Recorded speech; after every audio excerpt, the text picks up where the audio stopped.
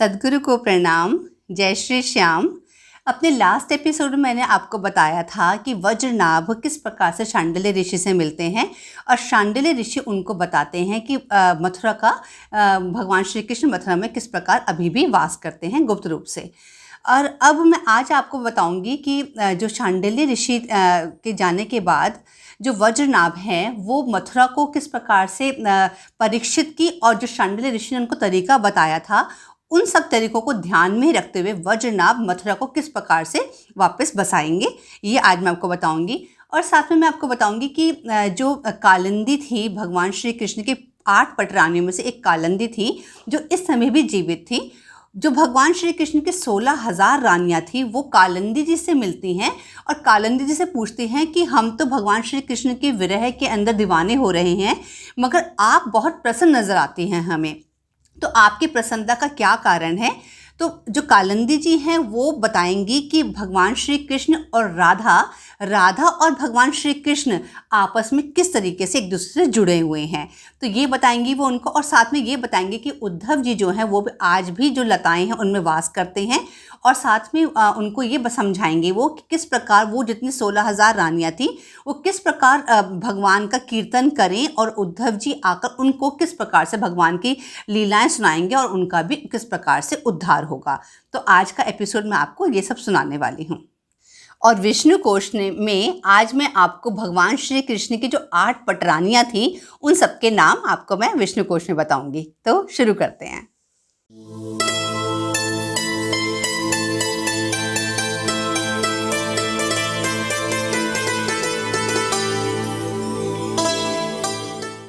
महाराज परीक्षित ने इंद्रप्रस्थ से हजारों बड़े बड़े सेठों को बुलाकर मथुरा में रहने की जगह दी। आप समझिएगा यहाँ पर, क्योंकि मथुरा में अब कुछ भी नहीं था, मथुरा बिल्कुल बंजर पड़ा था भगवान श्री कृष्ण के जाने के बाद।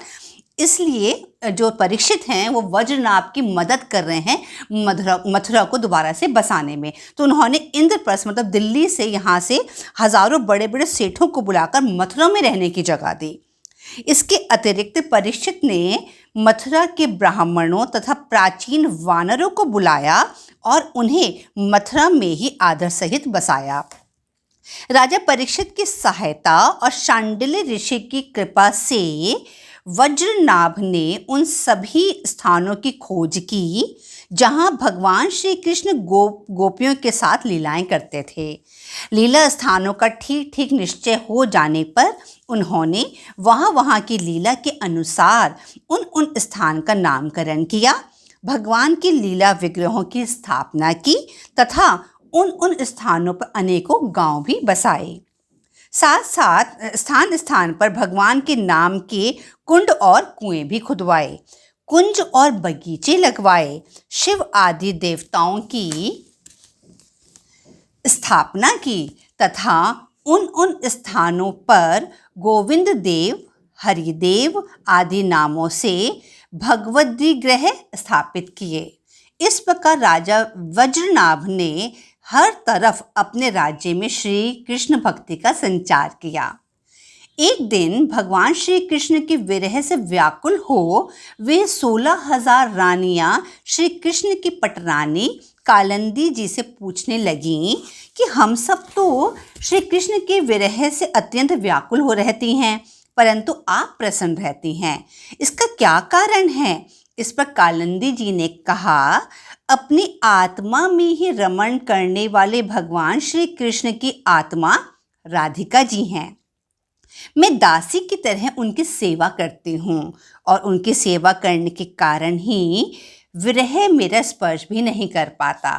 भगवान श्री कृष्ण की जितनी भी रानियां हैं वे सब की सब श्री राधा जी के ही अंश का विस्तार हैं। इसी कारण राधिका जी के समान उन्हें भी भगवान का नित्य संयोग प्राप्त रहता है।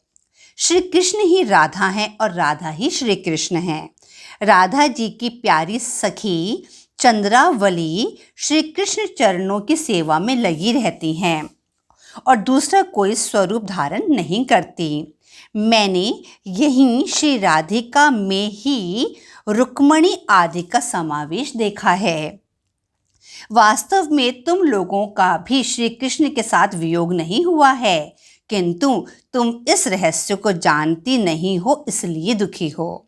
कालिंदी जी कहती हैं, जब भगवान श्री कृष्ण अपने परम धाम को पधारने लगे तब उन्होंने अपने मंत्री उद्धव जी से कहा था कि वे बद्री का आश्रम चले जाएं, वह वहीं अपनी साधना पूरी करें। उद्धव जी आज भी बद्री का आश्रम में विराजमान हैं और वहां ज्ञान का उपदेश किया करते हैं। यह व्रज भूमि भी भगवान ने उद्धव जी को दे दी थी, परंतु भगवान के अंतर्ध्यान होने के साथ ही स्थूल दृष्टि से परे जा चुकी है, इसलिए इस समय यहाँ उद्धव जी प्रत्यक्ष दिखाई नहीं देते। फिर भी एक स्थान है जहाँ उद्धव जी का दर्शन आज भी हो सकता है। गोवर्धन पर्वत के निकट गोपियों की विहार स्थली है।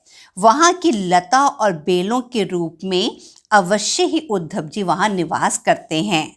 इसलिए यदि तुम सबको उद्धव जी उपदेश करेंगे तो तुम श्री कृष्ण के साथ नित्य विहार का सुख प्राप्त कर लोगी। तुम वज्रनाभ के साथ लेकर वहाँ जाओ और कुसुम सरोवर के पास ठहरो और भक्तों की मंडली एकत्र करके वीणा मृदंग आदि बाजों के साथ भगवान के नाम और लीलाओं का कीर्तन, कथाओं के श्रवण और संगीतों द्वारा महान उत्सव आरंभ करो। उस समय निश्चय ही वहाँ उद्धव जी का दर्शन होगा और वे ही तुम लोगों को सारे मनोरथ पूर्ण करेंगे। यमुना जी कालिंदी जी का ही एक नाम यमुना जी भी है। तो कालिंदी जी की बातें सुनकर श्री कृष्ण की रानियां बहुत प्रसन्न हुई और उन्होंने वैसा ही उत्सव आरंभ किया। उसी समय सबके देखते ही देखते लताओं के समूह से उद्धव जी सबके सामने आ गए। उनका शरीर श्याम वर्ण था, उस पर पीतांबर शोभा पा रहा था। वे गले में वनमाल और गुंजा की माला धारण किए हुए थे। भगवान श्री कृष्ण की लीलाओं का गान कर रहे थे। उस समय सभी लोग आनंद में मग्न हो अपनी सारी सुध-बुध खो बैठे। तो इस प्रकार आज मैंने जो आपको अभी ये बताया है वो ये बताया कि भगवान श्री कृष्ण के जो रानियां थी उनको कालिंदी जी ने किस प्रकार बताया कि भगवान श्री कृष्ण के जाने के बाद भी वो किस प्रकार से प्रसन्न रह सकती हैं और उनका उद्धार किस प्रकार हो सकता है भगवान श्री कृष्ण की लीलाएं सुनने से। तो अब इसके बाद अपने नेक्स्ट एपिसोड में अब मैं आपको बताऊंगी कि जो भगवान श्री जो वो है वज्रनाभ जो हैं वो किस प्रकार से उद्धव जी से भी पूरी कथा सुनते हैं और किस प्रकार से जितने भी और देवी देवता हैं, जो विष्णु जी हैं, जो ब्रह्मा जी हैं और शिव जी हैं, वो भी भागवत कथा किस प्रकार से करते हैं और सुनते हैं। तो ये सब मैं आपको अपने नेक्स्ट एपिसोड में बताऊंगी। और अब समय है विष्णु कोश का। भगवान श्री कृष्ण की 8 पटरानियाँ थी, ये हम सब जानते हैं। तो वो 8 पटरानियाँ कौन थी, उनके नाम मैं आपको बता रही हूँ। पहली पटरानी जो थी भगवान श्री कृष्ण की वो रुक्मणी थी। एक सत्यभामा, जामवंती, सत्या, कालिंदी, लक्ष्मणा, मित्रवंदा और भद्रा, ये भगवान श्री कृष्ण की 8 पटरानियाँ थी। तो उम्मीद करती हूँ कि आज का एपिसोड आपको अच्छा लगा होगा। अब अपने नेक्स्ट एपिसोड में दोबारा आपसे मिलती हूँ, तब तक के लिए हरे कृष्णा।